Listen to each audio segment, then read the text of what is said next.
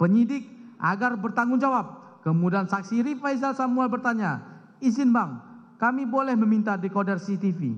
Saksi Arif Rahman Arifin kaget karena tidak tahu tentang dekoder CCTV. Tapi kemudian saksi Cuk Putranto menyampaikan bahwa menyimpan dekoder CCTV ada di mobilnya. Kemudian penyidik Polres Jakarta Selatan mengambil dari mobil saksi Cuk Putranto. Selanjutnya, pada hari Senin, tanggal 11 Juli 2022, sekira pukul 10.00 WIB, ketika saksi Cuk Putranto sedang berada di dalam ruangan Div Propam, saksi Cuk Putranto dipanggil oleh terdakwa Ferdi Sambo dan bertanya, CCTV di mana? Dan dijawab oleh saksi Cuk Putranto, CCTV mana, Jenderal?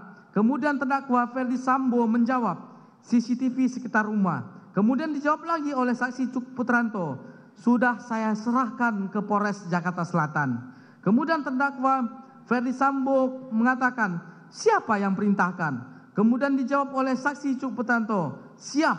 Selanjutnya terdakwa Ferdi Sambo meminta saksi Cuk Putranto dengan berkata, kamu ambil CCTV-nya, kamu copy dan kamu lihat isinya.